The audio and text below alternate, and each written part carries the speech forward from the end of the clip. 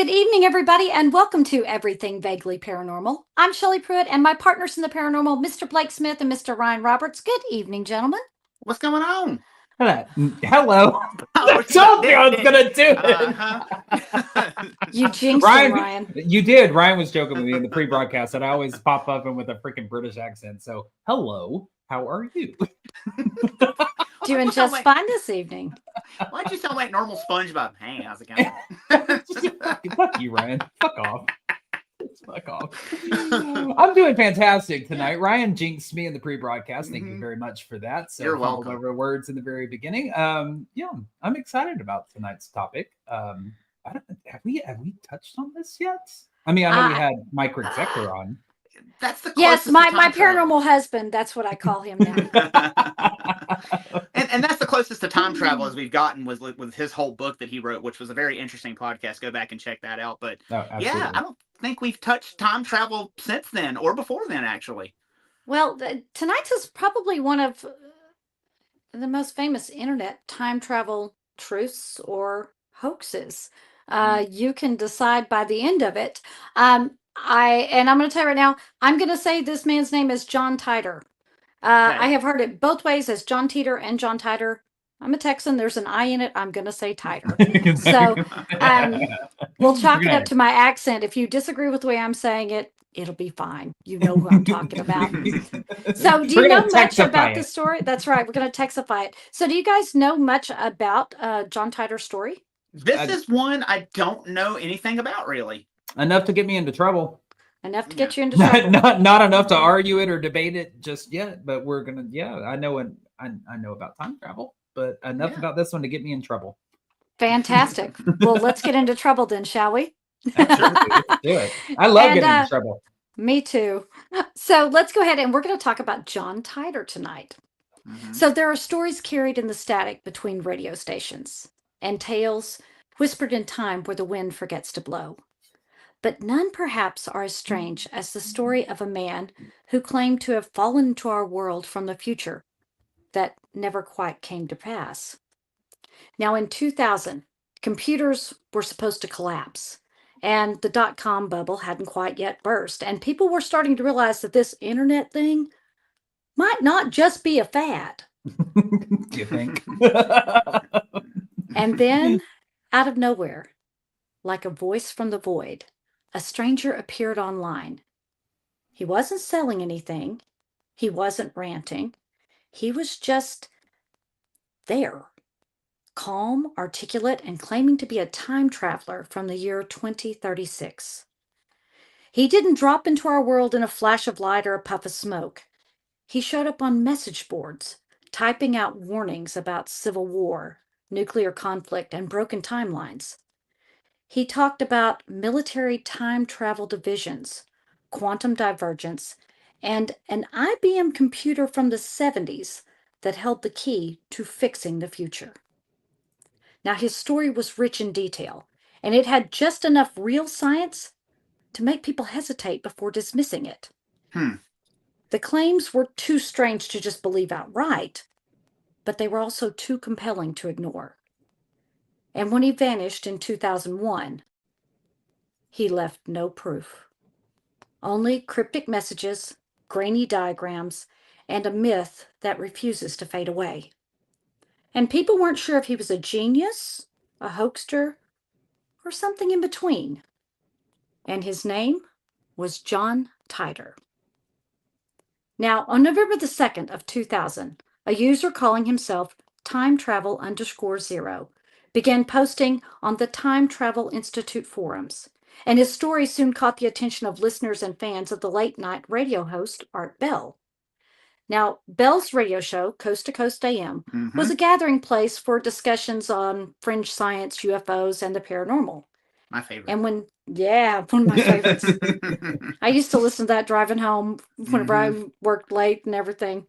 Now, when Titor began to post on Art Bell's affiliated post-to-post message board, the story gained a much broader exposure. The message board was like a digital campfire where anyone could sit around and tell their story, and the conspiracy theories would burn late into the night. The forum served as a bridge between Titor and Art Bell's curious audience. Now, while Art Bell never interviewed him directly, John Titor's articulate technical responses to user questions stirred intense interest, and his decision to stay behind the keyboard only heightened the mystique. The lack of a voice or a face kept him anonymous, yet strangely present. The air of mystery he presented fueled the ongoing speculation. His posts were an evolving narrative that kept readers coming back. His tone was folksy and polite, kind of like a time-traveling hardware technician with a military haircut and the cadence of a pastor. And he didn't rant. He explained. And that's what hooked people and transformed his story from a strange thread to an internet legend. Now, he described his reason for time traveling in exacting detail. Now, according to Titor, his departure from 2036 wasn't voluntary. It was a mission. In 2036, he was a soldier and part of a military time travel division that had been assigned the task of solving a critical problem facing his own timeline. And he explained that in 2036, the world still relied on outdated legacy systems for their infrastructure, and a major Unix, excuse me, not eunuch, totally different podcast there. All this, okay, I am the worst one to be doing anything technical, okay? Technical, So I'm really working on getting these words that was right. just going through my head. If y'all could realize what Shelley tried to download pre-broadcast, you would understand where that That's comes right. from. Someone's So, neutered the system. I'm going to start that sentence over so that we make sure that we get the sentence right. Someone neutered the system, right? That's right. That's funny. If you go watch pre-broadcast, you'll know what we're talking about. You'll know exactly what we're talking about. Let's try that sentence again. Here we go. Now, he explained that in 2036, the world still relied on an outdated legacy system for their infrastructure, and a major Unix-related bug, would cripple critical databases by the year 2038. Modern systems lack the backwards capability to solve the issue. But one device, the IBM 5100, had a little-known capability to emulate and debug mainframe code. And that machine, manufactured in 1975, was the target of John Titor's mission. And he further wrote that the knowledge of the IBM 5100's hidden feature had mostly been forgotten or buried by the time he lived. Only a few engineers even knew it existed, and documentation on it was scarce, and he had been sent back to retrieve it, not to alter history or prevent disasters, but to preserve function and continuity on his own timeline. And he stopped in the year 2000. When he stopped was partly for personal reasons. He hinted that he was visiting his family, but also taking a time out, to observe and recalibrate. Oh my God. Jesus. It's like the worst dad joke ever. Yeah. It is. That's why I put it in there. I thought it was funny. Take a time out. Well, everything I read said he was taking a break and resting. I was like, sounds like a timeout to me. Yeah. So, yeah, he was taking a little time out to observe and recalibrate. He emphasized that time travel in his era wasn't about rewriting history. It was surgical, purpose-driven, and aimed at parallel timelines to avoid paradoxes. So he wouldn't go back on his own timeline. He'd jump like one neighborhood over and get on that timeline. Now, Titor also mentioned that forward time travel beyond 2036 was not fully tested or trusted. And he hinted that there were unresolved stability issues when jumping further into the future. While short jumps forward were possible, longer and more speculative leaps carried a much higher risk. And according to Titor, the furthest anyone had traveled into the future at that point was only a few decades ahead. And even those missions were limited, monitored, and rarely repeated. The main issue stemmed from increasing timeline divergence, unpredictability of future events, and potential incompatibility with advanced technology and unknown physics. And as a result, Missions like his were restricted to known past events or timelines where the temporal divergence could be reasonably controlled. Now, his operation focused on going backwards because it was safer, more stable, and served a clearly defined mission objective. So he's saying you can't go into, going into the future is dangerous. We just go back and. Okay, I've got a problem with this already, because if he's saying going in the future is dangerous, if jumping alternate timelines in the past is it not also just as dangerous, because you don't know what kind of technological capabilities they have, you don't know how advanced they are. Like, I don't understand how that's any different than going forward. It sounds like he's making the assumption of each timeline is in line with the others with only differences in choices. That's what, so Okay. all of the, it should be basically the same. That's what he was, that's why they go in the past, because they might have a better idea of what's there. Right. So that's kind of how he's explaining they go backwards, because going forward, if it's something that they aren't aware has been invented yet, it could mess things up. Right. And also, why is he taking a break if this is such a dire mission to go I'm going to get there. Okay. All right. Getting to it. So now, Titor also revealed that some of the few forward time travel missions that were conducted ended in failure or unknowns. Crews that were sent more than 30 years into the future often did not return or came back, as he put it, psychologically unstable. The participants had described wildly different Earths, some utopian and others as barren or unrecognizable. There were reports of extreme biological anomalies, unexplained time dilation, and communications interferences.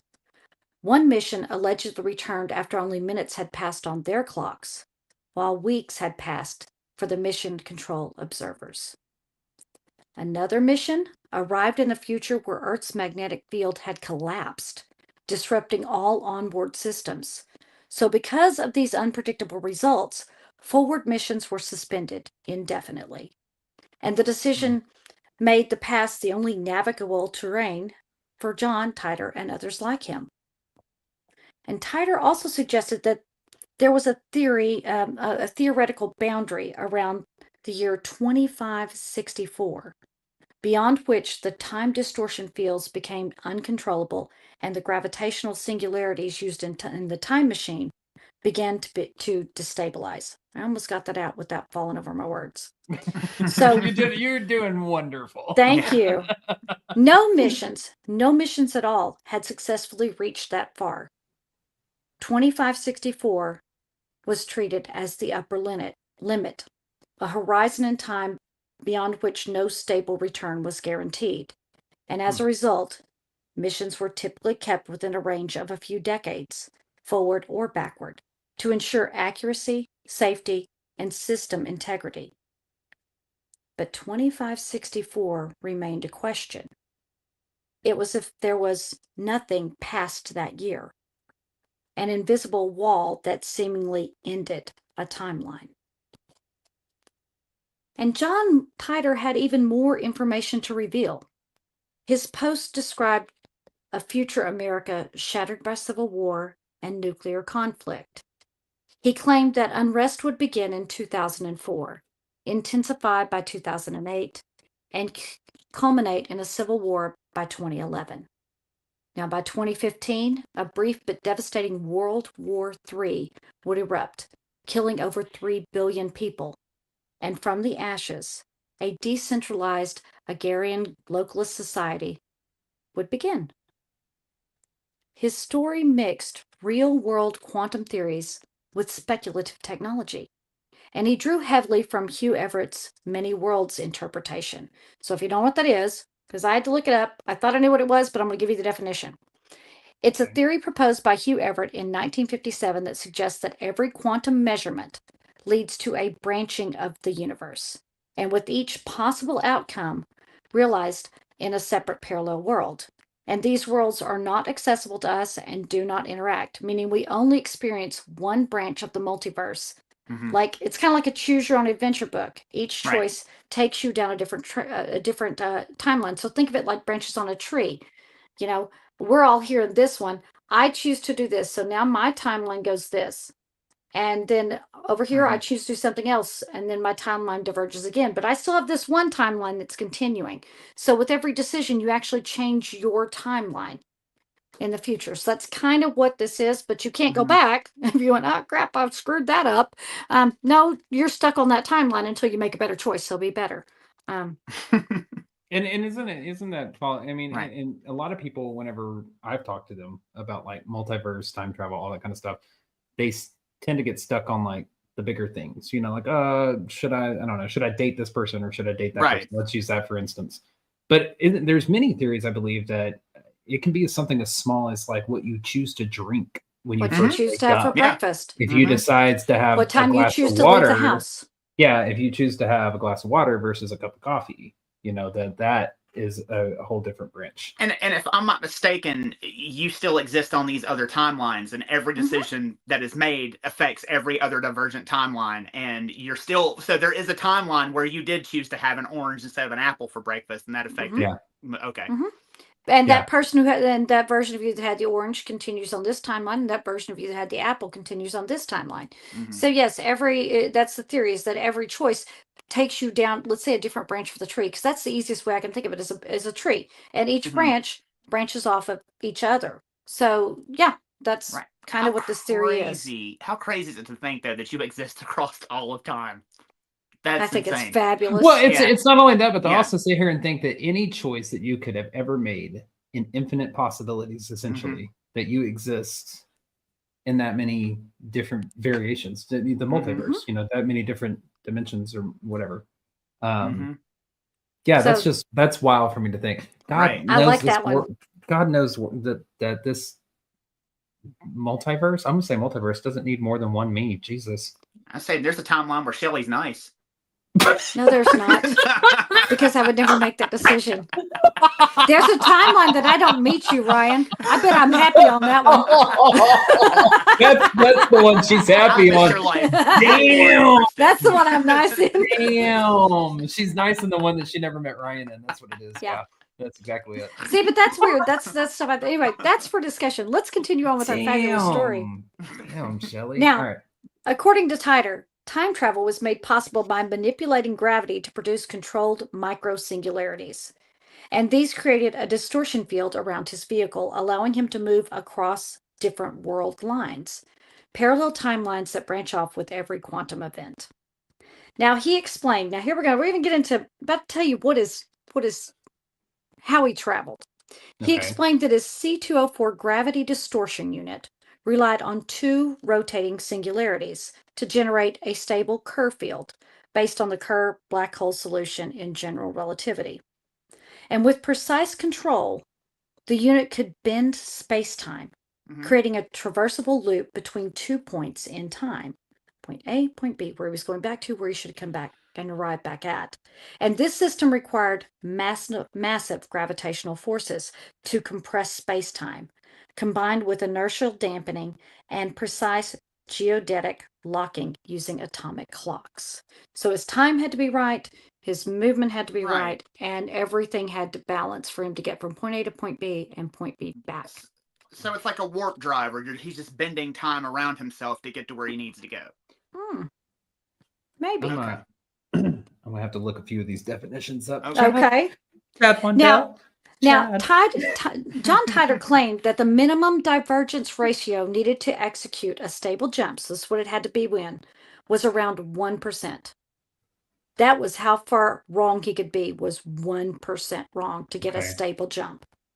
Jumps that exceeded 2.5% were considered dangerously unpredictable. And this divergence ratio measured how different the destination timeline was from the travel's original world line. So if he's off, he's going to go into something that's way different than what he came from. So 1%, we're just going to the house next door. 2.5%, we're going to the other end of town, basically. So that's kind of the way I think about it. Right. In the neighborhood of time. Yes, exactly. If we put time in a nice little neighborhood. No, for me, you're gonna have to. So trust me, I had to read and dumb this down for me. So I'm going to give you the way I'm thinking about it in my own special dumbed down version. I love it. Yes, please be the kindergarten teacher for this. Okay, because trust me, I wrote fancy. but I went to kindergarten to figure it out, okay?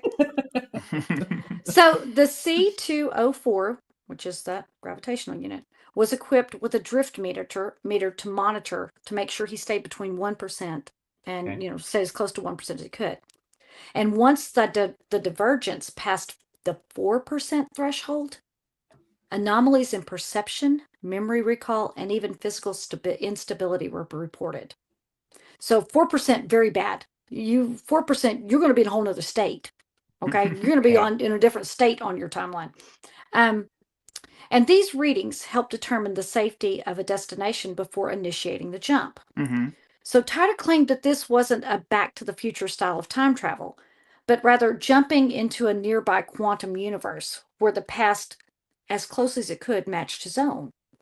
And this avoided paradoxes, since he wasn't altering his own timeline, he was just visiting a close variant. He claimed that his C204 gravity distortion unit created micro singularities to bend time. And this device, what he traveled in, it was developed by General Electric, and it was mounted inside a 1987 Chevy Suburban. Okay. All right. Yeah. So that is his... He had to get it up to 88 gigawatts before he got back here. So I don't make up the story. I'm just reporting what I hear, sir. Okay. So but this sounds like it'd be a pretty big piece of equipment. So you're going to need a pretty big vehicle. I mean, you can't now. Yes. Some reports say it was a '67 Chevy Corvette, but I'm pretty sure that thing isn't going to fit in there. 1987 Chevy Suburban. Now the Suburban was his spaceship, and it also carried 2 magnetic housing units for the singularities, cooling and gravity sensors, and a variable gravity lock system, and an LED display interface. And he did post grainy photos of the device, but I just asked the AI to imagine me what that ought to look like, and that's what it came up with. Oh, nice. Oh, that's cool. So he used a military tone, his language was consistent, and to some, he seemed very credible. Okay. Before you begin, I have to make sure I have this down real fast. So he's got this. He's got this Chevy. Essentially, he's got these things on there that create, as you said, the rotating singularities. This black hole type bending of space time that he can get through. Yes, that he can jump through, and he's basically got he's got like a 1%. That's a stable, accurate jump. That's his window that he's got to stay within. He goes anything above that, it's considered unpredictable. 2.5 and 4% are like extreme unpredictable. Yeah, you would never want to jump 4% because, again, think of it as like stepping to your neighbor's house or to the end of town or to another state. 1%, it's pretty easy. You can go next door, knock on the door, do whatever you need, and come back. And that world timeline would be very similar to his own. It's 1% differential. You start going 2.5 all the way up to 4, you could be landing in places where dinosaurs still existed or something. Got it. Okay. So he wants to keep that differential small. All of this is within a 1987 Chevy Suburban, and he is not going back on his own timeline like we see like in the movies and shit. He's just basically jumping to, let's say, the neighbor's house. Let's keep it kind of like, instead of being in his house, he's going to jump to he's in the neighbor's yard right now. Yeah. Right. I got it. I'm there. I got it. He's not playing ball in his yard. He's playing ball in the neighbor's yard. He wants to see what their ball looks like. And wants nothing else to bring his ball back to his yard. Yeah. I wanted to make sure I understood it. I'm doing my best to make this as clear as possible because trust me, I had to draw it out. You're good. My problem is how is he keeping these powerful quantum devices in a fucking Chevrolet? I don't know. GE makes quality products. Yes. But Jesus. I mean, it seems like it would be, I don't know, just an 87 Chevy Suburban is awfully specific, number one. Number two, like, how is that containing that much energy without melting the fucking frame on it? I'm sure that there was some magical voodoo that was sprinkled around it to make it able to travel. I don't know. It's fairy dust. From science to voodoo. Yes. It's fairy dust. Gotcha. I mean, maybe he just went like this and off he went. I don't know. Hold on to your big gulps. Yeah, that's right. So now that you know the theories and the tech, let me tell you the story about John Titor's Trip Through Time. Okay. And this is based off what writings I could find that he allegedly did. And some of the dialogue is perhaps imagined, but it works for me. So I'm going to tell it in John Titor's voice. Go ahead, Brian. Is step one smoking a giant joint? No, it is not. Okay. All right. So John Titor was born in 1998. And as he grew up, he watched the world change drastically. And when he was old enough, he enlisted in the military. He was a soft-spoken soldier that navigated time. Gainesville, Florida, 2036. I know, Florida. I was going to say that explains everything. Florida man travels back in time. Oh no. Mm-hmm. So it was early, real early. Mm-hmm. The kind of morning where the dew clings to your boots and the sky is more of an ash color than blue. And the sun hadn't come up yet. And it probably wouldn't break through for hours thanks to that haze that hung over Florida like an old curtain. I was stationed in Gainesville, or what was left of it. No skyscrapers, no college kids, just concrete skeletons, solar rigs, and militia checkpoints. The power was spotty, and most folks lived on barter, not on credit. But the military still ran clean water, and it had working tech, at least where I was. The C-204 Time Displacement Unit sat in the back of a reinforced 1987 Chevy Suburban. Matte black, old shocks, but sturdy. An analog dash, EMP shielded wiring. She was ugly, loud, and built like a drunk rhino, but she got the job done. My mission was clear. Go back to 1975. Retrieve an IBM 5100 from a former systems engineer in Rochester, then make a pit stop in 2000 to rest and gather observational data. Return by March 2037 at the latest. So I checked my gear. Military issue watch, synced with GMT, non-digital, resistant to time field effects. Check. Compensator goggles. You see, these look like ski goggles, but filtered EM spikes and visual noise from unstable quantum fields. And without them, you could see after images of events that hadn't happened yet. Check. Quantum drift meter. It's just the size of a shoebox, displayed a timeline divergence ratio in millideltas. Anything over 3 meant you were in uncharted territory. Check. A digital recorder. An analog magnetic tape used to document experiences. Anything stored digitally risk bit flip corruption during displacement. Check. And before I departed, I ran a final systems checklist too. Microsingularity containment, it's stable. Magnetic housing is aligned. Check. Cesium clocks, synced. Check. Geodetic lock, set to Rochester, New York, circa August 1975.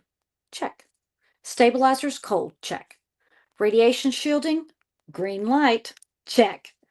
Hydraulic failsafe, armed. Check.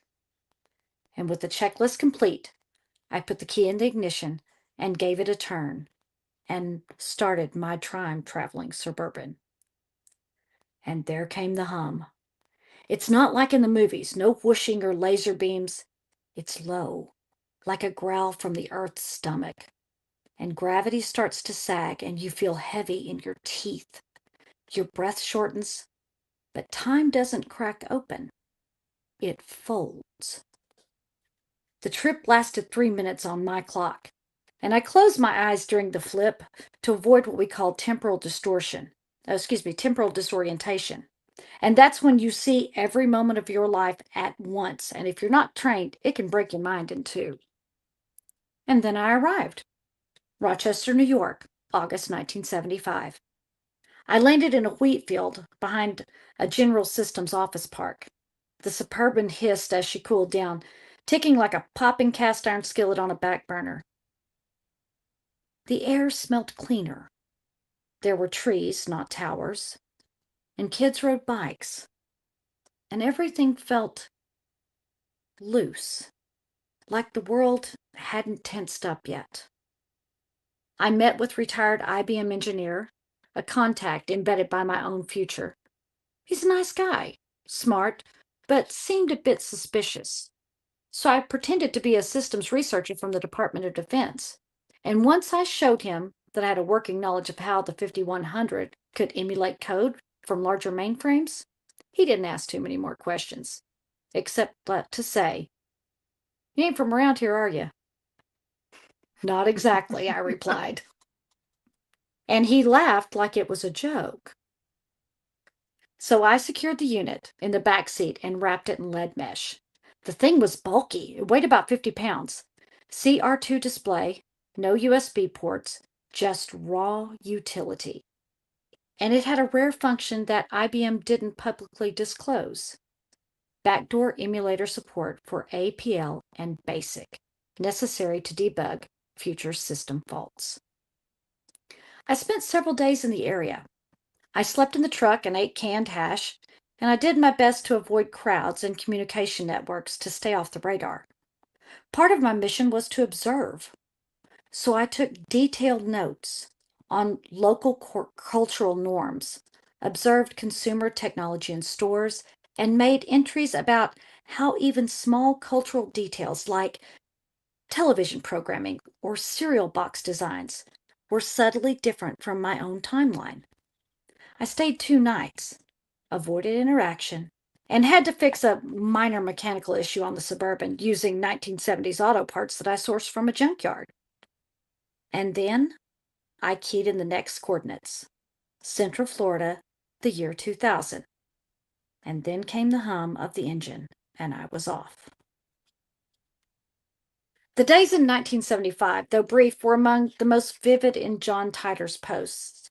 They showed him as almost like he had an almost nostalgic awe for a past world that he knew was fragile and fleeting. And in one post he remarked, and I'm going to quote one of his posts, "The 1975 world I visited was remarkably untouched, almost serene. There was a smell in the air, a kind of industrial honesty that doesn't exist in 2036. And in another post, he noted, "Watching television was strange. The pacing, the tone, even the colors. It felt slower, like everyone had more time to think between sentences." And these reflections weren't just about technology or mission prep. They hinted at Titor's deeper connection to a world that he was never meant to grow up in. Skyscrapers were in ruins in his own time, and cities were mostly abandoned, and small farming communities thrived, making the world of 1975 seem both primitive and peaceful by comparison. So now we go back to his story. My second jump through time took me to the year 2000. It was a planned stopover after completing my mission in 1975. The jump into Florida during the Y2K era was a bit rougher. Something about electromagnetic interference or the increased tech density at the turn of the century, and I landed on a dirt trail outside of Ocala, blasted a trench in the earth, and scared off a flock of cranes. I spent a few months there, fixed the Suburban, bought clothes from Goodwill, wrote on forums when I could, places where the fringe gathered, and I told my story, not to prove anything, but to leave a trail. Maybe someone down the line would learn something. Maybe some systems guy in 2035 would know where to look when the bugs hit. I watched the election, and I saw the early signs of division. It wasn't war yet, but it felt like weather before the storm. You could smell it in the headlines. I avoided attachments mostly, but there was a gas station clerk named Brenda who gave me coffee and didn't flinch when I asked about CB radios. She told me I had the eyes of a man who knew things that he didn't want to say. And she was right. Now, in March of 2001, I keyed in my return trip. I'd been gone too long.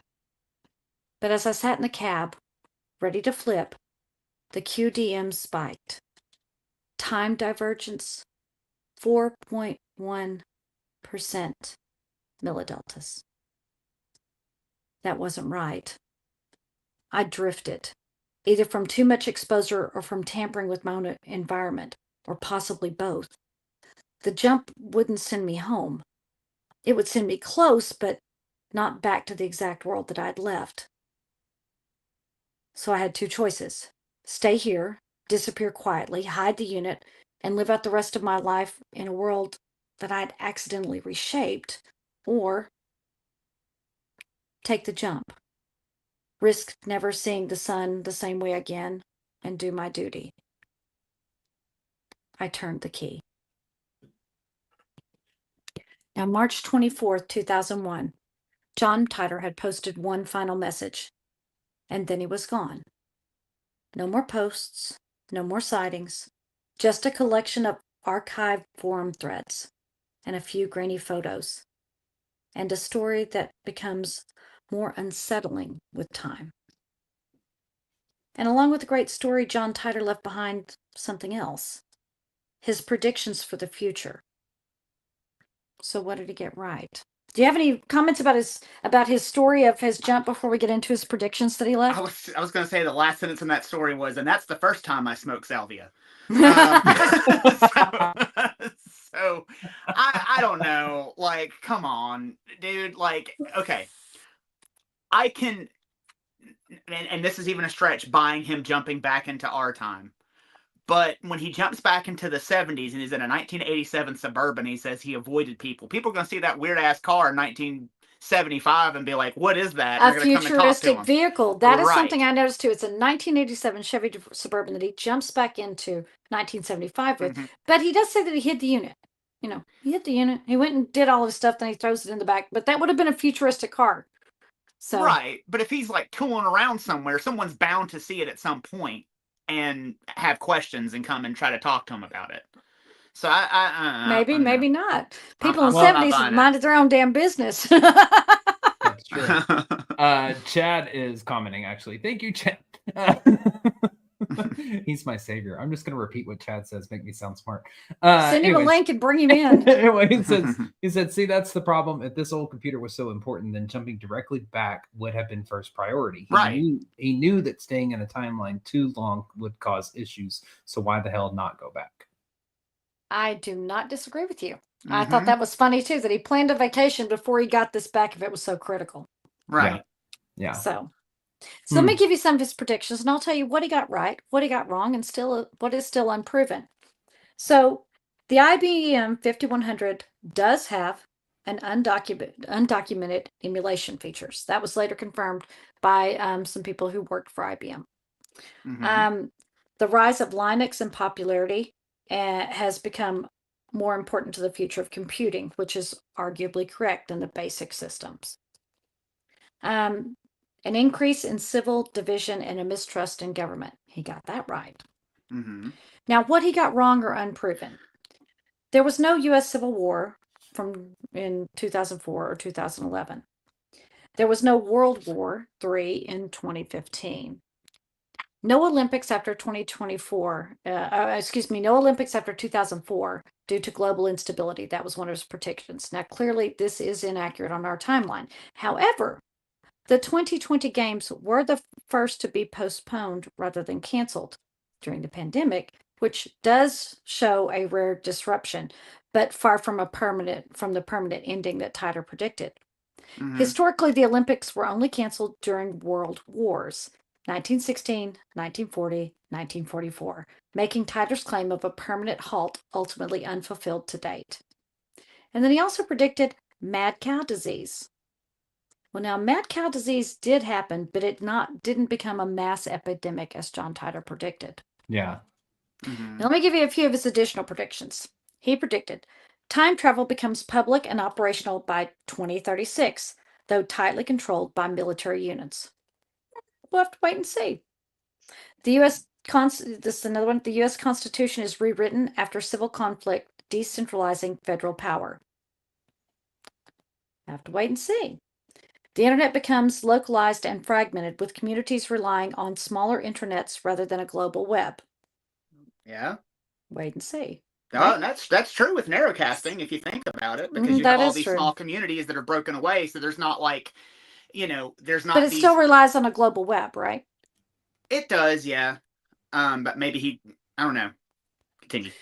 So his next one is NASA fades from prominence while private space travel programs rise. This is becoming a factor in our timeline now. Yeah, that's interesting. Right. Urban centers collapse after global conflicts, leading to a resurgence in rural living and community-based farming. So, yeah, a lot of people are going, I'm not living in the cities anymore. And a lot of people are moving away from major cities. So that's but people live in cities are always going to live in cities. Right. So I'm not sure we can say that that's necessarily coming to pass. It's well, that's always kind of been an ebb and flow. Honestly, populations of large cities, and you've always had an influx of people coming in. You've always had an influx of people going out. I think recently there's probably been a bit more flooding out than going in, but I mean, that's always been an ebb and flow type thing. Okay.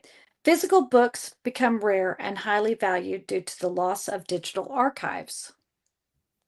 We'll have to wait and see. There's a lot that is being uploaded to the web. Like right now, there's a whole archive you can go, and you can damn near find just about any book you want to that's on the web. But those digital archives have not crashed, making books not yet. Rare. No.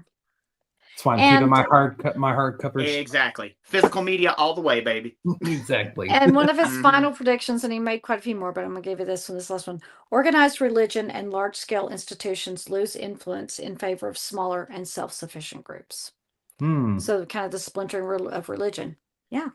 That's kind of happening in our timeline. However, I don't think religion's going anywhere anytime soon. So, and for the predictions that didn't come to pass, Titor actually had an out. He said that our world line had a 2 to 2.5% divergence from his, and this meant our timeline would resemble his, but not match it exactly.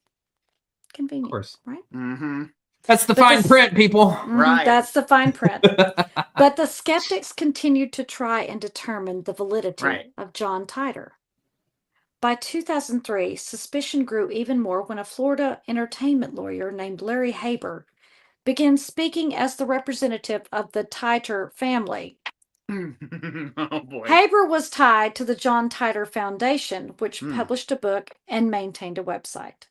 Between 2004 and 2006, Larry Haber came under scrutiny, and it was discovered that Larry's brother, Mauricio Haber, was a computer scientist with the skills and knowledge to create a narrative like that of the John Titor posts. In 2009, investigators confirmed that domain registrations and LLC filings linked the Titor Foundation to the Haber brothers. And between 2010 and 2013, traces placed on IP addresses and technical analysis confirmed the forum post did originate from Florida. And by 2020, after 17 years of research, the consensus emerged. Mauricio likely wrote the posts, and Larry handled the legal and business fronts. However, despite the mounting evidence, neither of the Haber brothers ever admitted to the hoax. Of course not. Now, though likely fictional, the John Titor story endures. It's taught in media study courses as a masterclass in online narrative building. It inspired books, podcasts, and even short films. In a world ever anxious about the future, Titor's warnings still resonate. And in 2003, the John Titor Foundation published a book titled John Titor, A Time Traveler's Tale. It compiled many of his forum posts along with diagrams and contextual commentary. The book helped to cement the story's legacy, giving it a tangible artifact and extending its reach beyond the internet. Although its publication raised more questions, particularly due to its links to Larry Haber and the Foundation itself, it did become an essential piece of the John Titor mythos. And for believers and skeptics alike, the book served as a physical chronicle as one of the internet's most fascinating and enduring legends. And for now, John Titor, A Time Traveler's Tale, is available for for purchase through platforms like Amazon, though copies are rare and can range anywhere from $75 to $200 depending on the condition of the seller. Or, just for fun, I searched eBay, and you can pick up this one on eBay, and it sells for $1,000. Holy crap. Jesus. Good Lord. Slightly used. I think I said slightly used up there. Mm-hmm. And that's $75 to $200 is actually a little lower. That's a little low because most of them that I've seen, I haven't seen one for $200. Well, the shipping cost is astronomical because it has to come back through time to get to you. There you go. Shut the fuck up, Brian. Oh my god. Oh my god, dude. Is that expedited or is next day? Like the book is only $9.95, but the shipping cost is what gets you. So whether he was a prophet, a prankster, or a pioneer of internet storytelling, John Titor left behind a mystery that time hasn't been able to erase. We have learned that people are hungry for meaning in a chaotic world, and Titor's warnings tapped into real fears, civil unrest, technological overreach, and the erosion of privacy, and the collapse of trusted institutions. His story showed how a compelling narrative, especially one that blends real science with human emotion, can captivate an audience, even without proof. And we also learn how easily misinformation can spread, especially when it's presented as a mystery rather than malice. The story of John Titor predates the term viral, but it is a perfect case study in early digital folklore, a myth born in the message boards that still echoes across forums and podcasts today. Ultimately, John Titor teaches us that myths endure not because they're true, but because they speak to something we're already feeling: doubt, hope, curiosity, or maybe just the thrill of imagining that someone somewhere cracked the code of time and tried to warn us before it was too late. He was a myth made for forums, designed to live in code, not in person. A ghost in the machine that disappeared before anyone could pin him down. The best myths aren't sold. They're left behind like footprints in digital dust, waiting for us to wonder if they ever meant something more. Now, some say he's still out there, stuck in a timeline just to the left of ours. Some believe he died in the jump, and some think he made it home. And if John Titor was a hoax, then it is a layered, brilliant, and very well thought out one. He didn't ask for money. He didn't push a brand. He just told a story and left. And maybe that's what made him believable. So maybe he was real, maybe not. But in the end, maybe John Titor never had to really exist.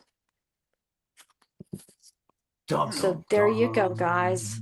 I know about 100 women right now who all about the book talk, seeing this photo, going haywire, going, oh yeah, bring John Titor to my house. I asked John. I asked them. I asked AI because I'm not about that AI stuff, but I found the one that the image creator thing, and I said, imagine me, John Titor, and make him look good. That's all I said. Make him look good. Make him look good. That's what it printed out. I was like, winner. And give him the Tesseract. Of what? The Tesseract. Yeah, I know exactly what you're talking about. I don't know what it's a nerd thing. Don't worry. Mm-hmm. Okay. Yeah. For all this technical, I hope that I got the terms right. I had to look some of them up. I hope I didn't stumble over them too bad. Ask Chad Mondell if I screwed it up too bad. I'm trying to put this in Ryan's window so we can have a better looking co-host. Hold on. Oh, dude, no, I am one good looking man right here. I know what you're talking about. I'm fucking with you, man. I know. No, I thought you were serious. Are you kidding me? Holy shit.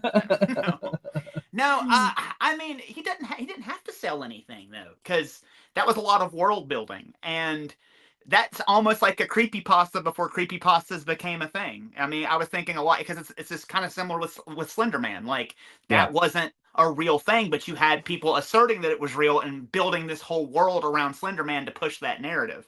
Yeah. So, I mean, yeah, I think it's just one of those internet creative writing projects that And you're blossomed not into alone something. in thinking that. You're Yeah. not alone in thinking that. Mm-hmm. Why not? I'd like him to be real. I'd like him to be real, going, hey, y'all are screwing shit up, knock it off. Yeah, give us a warning. We probably don't listen, but at least we couldn't say we hadn't been warned. I would love for the story of John Titor to be real. And I hope he got home. Because, he that 4% divergence, that was a bad deal. He wasn't going to get home on that jump. No. But poor guy probably went back to some futuristic Fire Island bullshit. Or whatever that was, the fire shit that happened. Fire Festival, not Fire Island. Fire Island Fire Festival. Whatever. If y'all start talking nerd, I'm gonna have to be out because no, that's not nerd. No, that's not nerd. Okay. Fire. What? The Fire Festival. Yeah. Yes. Yeah. Fire Island's the LGBT island. Where all the gays go. Yeah, but yeah, that's different than Fire Festival. Well, hey, who knows? He could have jumped all the way back to Fire Island. Who knows? I mean, hey, we don't know. Chad's chalking it up to lizard people. I agree. It very could be. It's always the lizard people. I'm gonna get grilled for Fire Festival versus Fire Island. I don't care. It's whatever. So, what you guys think about the story? Do we think that? I mean, there's a lot of technical jargon in there, and a lot of talk of the but I think that we all agree that we do agree that there is a multiverse, multi-parallel timelines. I think that's I mean, come on. I think that's entirely possible. Right. Absolutely. I mean, and like I said, when we had Mike Ricksecker on, that's what he was talking about. There are multiple timelines, and I don't know how they interact with each other. I don't know how they're not supposed to. They're not supposed to cross or interact. But there are some places where they do. I mean, because remember he was talking about the particle that was coming up through the ice only comes from the sun, and the scientists theorized that there was an alternate timeline in order for those particles to come out. So I mean, there's something there. Obviously, I think that there are these different multiple timelines. Now, to what extent they are and to how we can interact with them, I don't know if we can. But unless there's some sort of naturally occurring thing. But what he went to. We just had a comment go through and said he went to Roanoke. Oh, jeez. Damn, that's a good theory. Oh God. Okay, we're getting to an area where I know just enough to get my ass in trouble, so I'm probably gonna me too. If I Ryan, you are on this podcast. If Chad was on the screen, he would be. Chad's in the comments. He'll correct us. Yeah, right. But Ryan, you're kind of the go-to on this type stuff. This is definitely more your area of expertise. I don't know. I don't know where I stand on this multiverse of every single possibility, infinite possibilities of all that kind of stuff existing. I don't know. Maybe because I don't understand it 100%. I'm not afraid to say that. I know the general concept of it, and I get the idea. But to say that there are 1,000 versions of me that are playing out every choice that I possibly have ever made along the way, alongside what I'm experiencing this timeline, I don't know about that. I do believe time travel can be real. I do believe that, honestly, in my opinion, I think time travel has already been invented. I just think it's something just like not exposing aliens that the world's not ready for, because I think it's going to create a paradigm shift whenever it is exposed. So I want to believe that there could be somebody come back from the future to warn us about something. I think in this instance, I think this is just a wonderful story that was made up for the internet that has gone viral since. Now that we understand that, kind of like Ryan said, it was the creepypasta for creepypasta. Because when you start building these stories around hope and the desire to learn something bigger than what human existence is, people cling to those really well, really easy. So those are easy to kind of spark a lot of interest and gain a lot of traction and build to such heights. And if you got somebody who is an excellent world builder and can write a great narrative, and somebody who is a great marketer, I guess you could say, or handle the legal fronts and business fronts of it. Yeah, I think this is absolutely something that could easily be a hoax. I don't know. I want to believe. I'm like you said. I want to believe, dude. With the holes in the story, like we were talking about, with like the futuristic vehicle being in 1975 and it being a Suburban and holding that amount of energy in order to get to where it has to go, and then like the main giveaway was they procured a entertainment lawyer. Okay, that's someone who's trying to get a book deal or a movie deal. That's exactly what that is. So it's a total hoax. There was no Titor family. This was an entertainment lawyer who took the opportunity and said, "Oh, I represent the Titor family." Yeah, really? There never was a Titor family. But he could have like the two brothers, because it was the two brothers were the entertainment lawyer, and what was the deal? Larry was the entertainment lawyer, and Mauricio was a computer scientist. Well, do you think they could have collaborated together to build that world and write that story, and then try to get people interested in it, and then procure that license? Here's what's interesting to me. Okay, so we were kind of talking about this, pre-broad, left brain, right brain. People who are usually that great at numbers and crunching things and making all this sciencey shit happen, which I am not good at all, are usually not like extremely like creative and so some of them can have both, but if you're like exceptionally good at one, you don't get everything. Right. So I think it would have to have been a collaboration. I think that probably the computer science guy was like, okay, I'm trying to test this. I'm trying to run this. I've got a theory. I'm trying to prove that if this goes out, that I can actually make this. And again, that's happened before the term "go viral" was even around. He was maybe his thought wasn't to perpetrate a hoax. But when we started posting this, and it did end up on the Art Bell forums, which we all know, I loved Art Bell. I loved Art Bell because of the people that would call in. And I'm not trying to be mean, but a lot of times they were termed the crackpots that would call into Art Bell's show. They would. That is what made that so interesting. So perhaps he thought, can I get let's just say crackpots? I don't mean it disrespectfully. If that's the case, I'm one too, because I used to listen all the time. Joyously. Well, and at the time, that was the forum for people talking about the stuff that we talk about now. That was the only way you could get that out to the public. So. Yeah. Talk about your UFO experiences, your paranormal experiences, your conspiracy theories, which those were my favorite nights with the conspiracy theories. Right. But just, I think that you would have to have them in on it together, because the entertainment lawyer is probably going to be a little bit more creative. He's got to create, he's got to think up creative ways to put loopholes in things and contracts and things like that so that he can get out of them. So I think that you had a creative mind combined with a scientific mind. And I think that if it is a hoax, and I'm going to say if, because I don't know, I want it to be real. So I'm going to say if.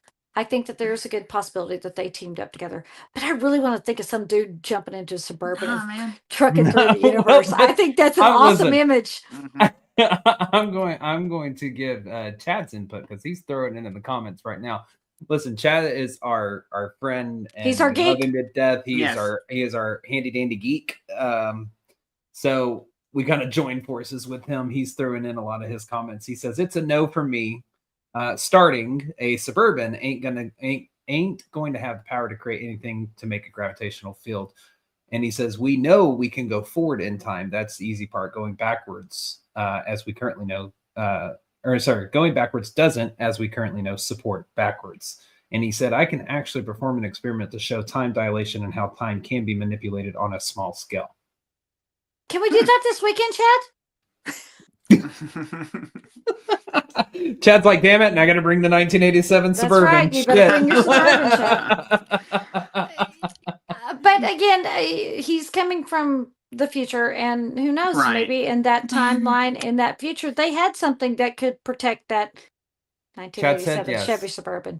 Yes, we can. Okay, good. Just too much of it just stinks for me. I'm gonna say no too. But here's where I'm gonna throw a wrench at you, because you see, you are basing yes or no on our reality, our timeline. Right. Who's to say that that in his timeline that this was not completely acceptable to do and be seen, and was able to make this happen?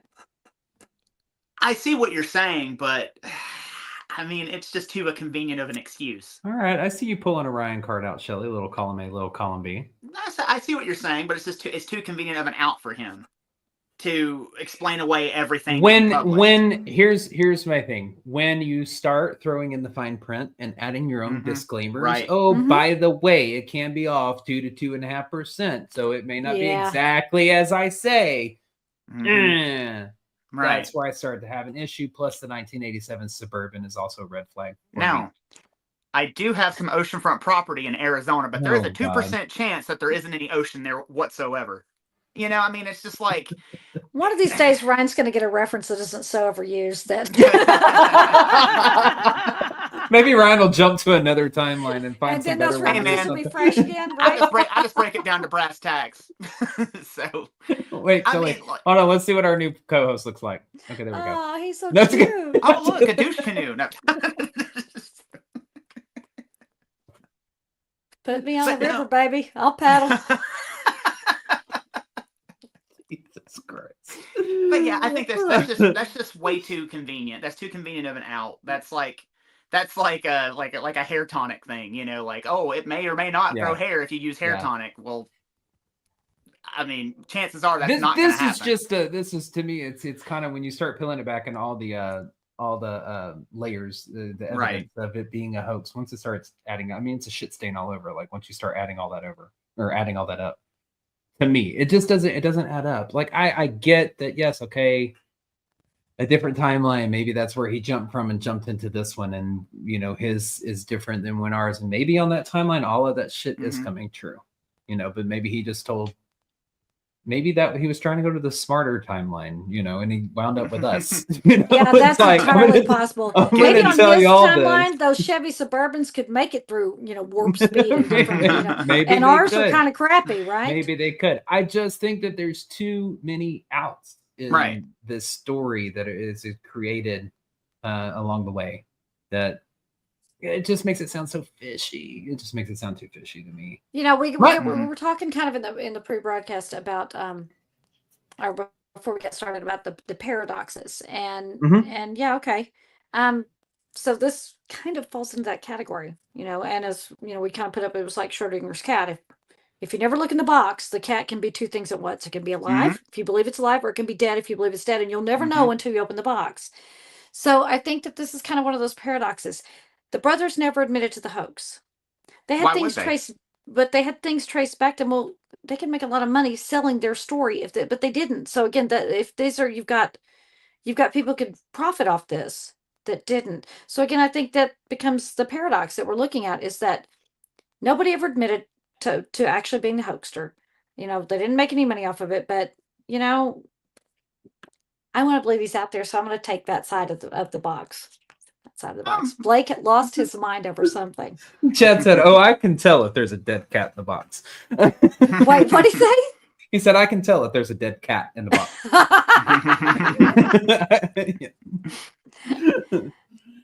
Yeah, my reference, Chad. Well, I don't know. Maybe go back to the paradox for the brothers of less is more. Maybe stop adding so much shit into your story, and it might be a little more believable. Absolutely. I think the fact you added too much stuff, and then you're like, oh, by the way, and see, that's another thing. You have a lawyer involved. You included fine print as a disclaimer. So we could be off 2 to 2.5%. What do lawyers deal with? The fine print. You know, I mean, it just stinks of fish all over the place. Yeah, I'm with you. It's not real. No. I'm gonna say this. This is my final verdict on this. Okay. Is that I don't believe this story is real. However, I am a believer that time travel is real. Don't ask me to explain it, because once you start throwing words like quantum and all of that shit and everything, it just pew pew pew. You know, right? I'm a real estate agent. I don't deal in physics. You don't have to. You don't have to understand it. You just know that you believe it. It's like a good story. Yeah, it doesn't have to be explained. You can just believe it.